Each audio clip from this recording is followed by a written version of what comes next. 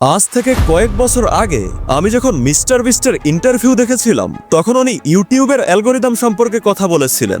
আর ওই ইন্টারভিউটা দেখে আমার এমন মনে হয়েছিল যে উনি নিশ্চয়ই কোনো একজন জিনিয়াস ছিলেন, যিনি আজ একজন সফল ইউটিউবার হয়ে গেছেন। কিন্তু যখন আমি ভালোভাবে রিসার্চ করি তখন বুঝতে পারলাম জিমি ডোনাল্ডসন আমাদের মতোই সাধারণ একটি ছেলে, যিনি শুধুমাত্র নতুন কিছু শেখার জেদ এবং প্রতিদিন 18 ঘন্টা করে পরিশ্রম করার কারণে আজ পৃথিবীর সবচেয়ে সফল ইউটিউবার হয়ে গেছেন।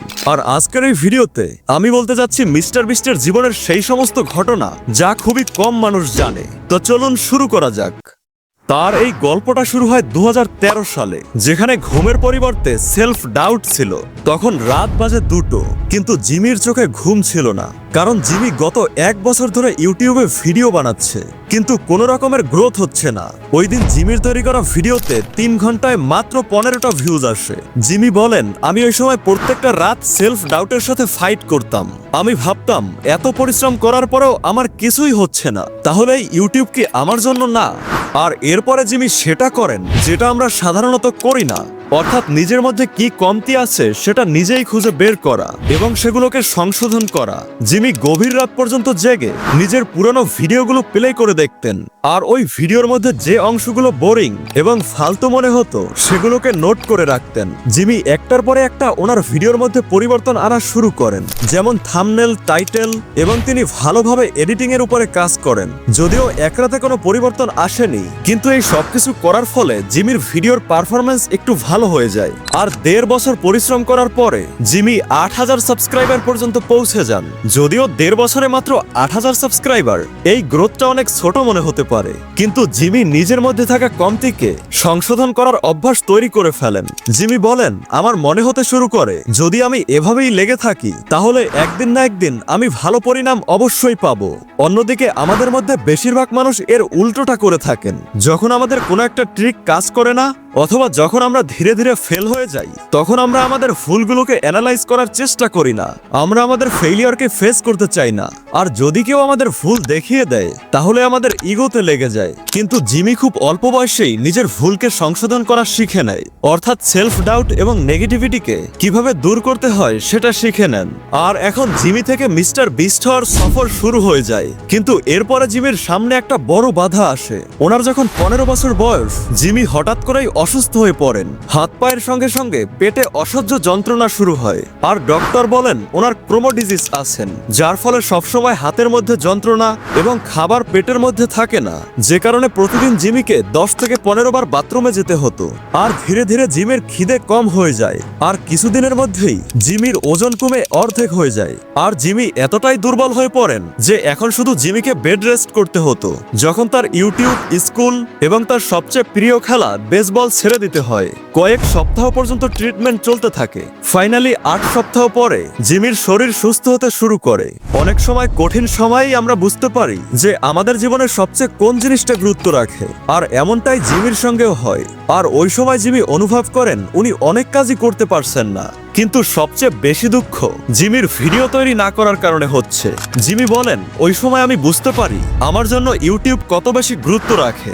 আর এরপরে যখন জিমির শরীর সুস্থ হয়ে যায় তখন জিমি নিজেকে প্রমিস করেন, এখন আমার কাছে যতটা এনার্জি থাকবে সেই সম্পূর্ণ এনার্জি আমি ইউটিউবে লাগিয়ে দিব। কঠিন এবং পরিশ্রমের ভিডিও দেখে আমি স্কিপ করব না।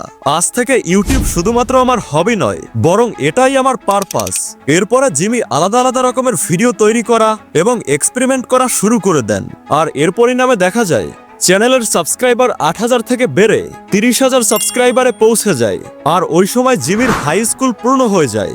আর স্কুল পূর্ণ হয়ে যাওয়ার পরে জিমির মা শর্ত দেন, হয় তুমি কলেজে জয়েন করো অথবা তুমি বাড়ি ছেড়ে চলে যাও। এখন জিমি বাধ্য হয়ে কলেজে তো যায়, কিন্তু মাত্র 2 সপ্তাহ পরেই কলেজ ছেড়ে দেন। আর জিমির মায়ের শর্ত অনুযায়ী জিমিকে বাড়ি থেকে বের করে দেন। আর ওই সময় জিমির ইউটিউব থেকে প্রতি মাসে $100 থেকে $200 আয় করছিলেন। জিমিকে থাকার জন্য তার বন্ধুরা একটা ঘর দেয়, যে ঘরের মধ্যে ফ্লোরে একটা বিছানা এবং টেবিলে একটি কম্পিউটার ছিল। এবং আগামী কিছুদিন পর্যন্ত জিমি শুধু ব্রেড এবং নুডলস খেয়েই বেঁচে ছিলেন। আর ওই সময় জিমির অন্য বন্ধুগুলো হয় কলেজে পড়াশোনা করছিল অথবা কোথাও না কোথাও চাকরি করছিল। আর এদিকে 17 বছরের জিমি কম্পিউটারের সামনে একাই বসে থাকতেন। ওই সময় জিমির উপরে অনেক প্রেসার ছিল। ওনার ব্রেনে এই কথাটাও আসতো যে আমি শেষে লুজার হয়ে যাব না তো। আর ওই সময় সৌভাগ্যক্রমে অনলাইনে জিমি 4টে মানুষের সঙ্গে পরিচিত হন। এদের মধ্যে 3 জন হলো কলেজ ড্রপ আউট, আর একজন তার জব ছেড়ে দিয়েছেন। আর এদের প্রত্যেকের ছোট ছোট ইউটিউব চ্যানেল ছিল। আর সবার মধ্যে একটাই জেদ ছিল, আর সেটা হলো ইউটিউবের অ্যালগরিদমকে বোঝা। জিমি বলেন, তখন প্রথমবার আমার মনে হয় আমি এই যুদ্ধে একা নই, আমার মতোই এই মানুষগুলো ভাইরাল হওয়ার রহস্য শিখতে চায়। আর এরপরেই শুরু হয় 1000 দিনের হাইপার স্টার্টিং, অর্থাৎ ইউটিউব নিয়ে পড়াশোনা। এদের দিন শুরু হতো সকালবেলা সবার সাথে মিটিং এর সঙ্গে। এরা প্রত্যেকেই ইউটিউব ট্রেন্ডস, ভিডিও এবং অ্যানালিটিক্সের ডিটেলস স্টাডি করত। যেমন ভিডিওর প্রথম মিনিটে ফেসিং এবং ইফেক্টের স্পিড কতটা গুরুত্ব রাখে, এরপরে 1 থেকে 3 মিনিটের মধ্যে লাইটিং এর কতটা গুরুত্ব আছে। এই মিটিং সকাল 7টা থেকে সন্ধ্যা 5টা পর্যন্ত চলতো। আর এরপরে জিমি রাত 10টা পর্যন্ত রিভাইজ করত। আর যে সমস্ত আইডিয়া ওনার মাথায় আসতো সেগুলোকে ইমপ্লিমেন্ট করতেন। জিমি পরবর্তীতে বলেন, আমরা প্রায় 1000 দিন পর্যন্ত ইউটিউবের প্রতিটা ছোট ছোট বিষয়কে ডিটেলসে স্টাডি করি। আর এটা হলো ওই সময়কার কথা যখন মানুষ শুধু ইউটিউবে নিজের লাক ট্রাই করত। কিন্তু জিমি শুধুমাত্র লাক ট্রাই করতেন না, বরং জিমি যাই কিছু শিখছিলেন সেগুলোকে ইমপ্লিমেন্ট করতেন। আর তার ইম্প্যাক্ট পরের ভিডিওতে দেখতে পেতেন। যেমন একবার মিটিং এ থাম্বনেল নিয়ে কথা হয়, আর এরপরে জিমি আগামী 12 ঘন্টা পর্যন্ত অনেকগুলো ফেশিয়াল এক্সপ্রেশনের ফটো তুলেন। আর ওই ফটোগুলোর ব্যাকগ্রাউন্ড পরিবর্তন করে টেস্ট করেন যাতে থাম্বনেলের মধ্যে সবচেয়ে ভালো ইফেক্ট নিয়ে আসা যায়। এরপরে একবার মিটিং এ কথা হয় যে ভিডিওর মধ্যে 1 সেকেন্ডও যেন এমন না থাকে যেখানে ভিউয়ারের স্কিপ করে দিতে ইচ্ছে করবে। এরপরে জিমি তার লেটেস্ট ভিডিও ওপেন করেন আর 3 থেকে 4 ঘন্টা সময় দিয়ে পুনরায় এডিট করেন। প্রতিটা স্লো মোশনকে কেটে দেন, ফালতু কথা কেটে দেন, আর ওই ভিডিওটাই পুনরায় আপলোড করে দেন। আর ওই ভিডিওটায় আগের তুলনায় অনেক বেশি ভিউজ আসে।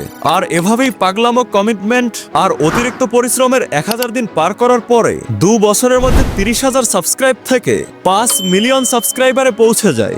ওই সময় মিস্টার বিস্ট 1 লাখ পর্যন্ত গোনার একটি ভিডিও তৈরি করেন। আর আগামী 40 ঘন্টা পর্যন্ত কন্টিনিউ উনি গুনতে থাকেন। আর এরপরে উনি জ্ঞান হারিয়ে ঘুমিয়ে পড়েন। ওনার মধ্যে এত বেশি জেদ ছিল যে ঘুম থেকে ওঠার পরে উনি ওই ভিডিও এডিট করা শুরু করেন। 40 ঘন্টার ভিডিও কেটে এডিট করে সেটাকে 24 ঘন্টার ভিডিও বানিয়ে পোস্ট করেন। মিস্টার বিস্টের ওই ভিডিওটা অনেক বেশি তখন পপুলার হয়। জিমি বলেন, এটা আমার মন্ত্র হয়ে যায়। অর্থাৎ যদি আমার সর্বোচ্চ আমি আমার কাজের মধ্যে লাগিয়ে দেই আর আমি এক্সট্রিম পরিশ্রম করি, তাহলে মানুষ আমার ভিডিও দেখতে বাধ্য হবে। আর এই 1000 দিন পরিশ্রম করার পরে জিমি এটা বুঝে গেছেন, যদি আপনি সবার থেকে বেশি কাজ করেন এবং সবার থেকে বেশি শেখেন, তাহলে আপনি কিছু নয় থেকে অনেক কিছু হতে পারবেন। কিন্তু এর সঙ্গেই জিমির সামনে আসে সফলতাকে ধরে রাখার প্রেসার। কারণ জিমির চ্যানেল ভাইরাল হয়ে যাওয়ার পরে লাখো মানুষ, বড় বড় ব্র্যান্ড, সবার চোখ মিস্টার বিস্টের উপরেই ছিলেন। আর এখন মিস্টার বিস্টের উপরে প্রেসার ছিল আগের ভিডিওর তুলনায় নতুন ভিডিও ভালো হতে হবে। কারণ যদি একবার গ্রোথ আটকে যায় তাহলে মানুষ ভিডিও দেখা বন্ধ করে দিবে। এছাড়াও কপিক্যাটের অনেক সমস্যা ছিল। অর্থাৎ যখনই মিস্টার বিস্ট অনেক পরিশ্রম করার পরে নতুন একটি ফরম্যাটে ভিডিও তৈরি করতেন, তখন কিছু চ্যানেল ওই ফরম্যাটে ভিডিও তৈরি করে পোস্ট করে দিত। কিন্তু জিমি এই সমস্যার সমাধান খুঁজে বের করেন। অর্থাৎ এত বড় স্ক্রিনে কাজ করতে হবে যা কপি করাটা অসম্ভব হয়ে যাবে। এরপরে জিমির ফোকাস আমাকে নাম্বার 1-এ থাকতে হবে সেদিকে সেট হয়ে যায়। আর জিমি ক্রাফটসম্যান মাইন্ডসেট নিয়ে চলে আসেন। আর এখন জিমির একটি লক্ষ্য ছিল প্রতিবার নিজের ক্রিয়েটিভিটি এবং নিজের আইডিয়াকে চ্যালেঞ্জ করা। জিমির এই ক্রাফটসম্যান মাইন্ডসেট আমাদেরকে শেখায় যতক্ষণ পর্যন্ত আপনি অন্যের সঙ্গে কম্পিটিশন করবেন ততদিন পর্যন্ত ভয়, চিন্তা, প্রেসার আপনার সঙ্গে থাকবে। কিন্তু যখন আপনি আগের দিন আপনার আগের ভিডিওর থেকে বেটার কিছু করার ট্রাই করবেন, তখন ইন্সপিরেশন, আইডিয়া, জোশ এগুলো আপনার ফিউল হয়ে যাবে। আর আজকের ভিডিও থেকে আপনাকে 3টি জিনিস শিখতে হবে। প্রথমত, জীবন থাকলে আপনার সংঘর্ষ থাকবে। ভালো কিছু করার জন্য আপনাকে সংঘর্ষ তো করতেই হবে, আবার অনেকবার আপনার প্রয়োজনের থেকে অনেক বেশি করতে হবে। আর দ্বিতীয়ত, সাকসেস লং টার্ম অবসেশন ছাড়া আর কিছুই নয়। জিমি তার ভুল, ভয়, একাকিত্ব এই সবকিছুকে নিজের হাতিয়ার তৈরি করেন। আর ওনার মধ্যে শুধু একটি জেদ তৈরি হয়, সেটা হলো শিখতে থাকা, নিজেকে বেটার তৈরি করা। জিমি বলেন, যদি সব থেকে বেশি কাজ করেন, যদি সব থেকে বেশি শেখেন, তাহলে কিছু নয় থেকে কিছু অবশ্যই হয়ে যাবেন। তৃতীয়ত, আউটওয়ার্ক ফেইলিওর অ্যান্ড সেলফ ডাউট। অন্য কেউ আপনার ভিতরে সেলফ কনফিডেন্স বাড়াতে পারবে না। এই সেলফ ডাউটকে আপনি আপনার জেদ এবং পরিশ্রমের সাহায্যেই বাড়াতে পারবেন। তাই আপনাকে আপনার দুর্বল জায়গার উপরে কাজ করতে হবে। তাহলে খুব দ্রুত আপনি আপনার সমস্ত অভিযোগ ভুলে নিজেকে আপনার স্বপ্নের গন্তব্যে দেখতে পাবেন। আজকের ভিডিও এই পর্যন্তই। ভিডিও ভালো লাগলে ভিডিওটিতে একটি লাইক দিতে পারেন, আর বেশি ভালো লাগলে সাবস্ক্রাইব করতে পারেন। সবাই ভালো থাকুন, সুস্থ থাকুন, বাই। কথা হচ্ছে নতুন কোনো ভিডিওতে।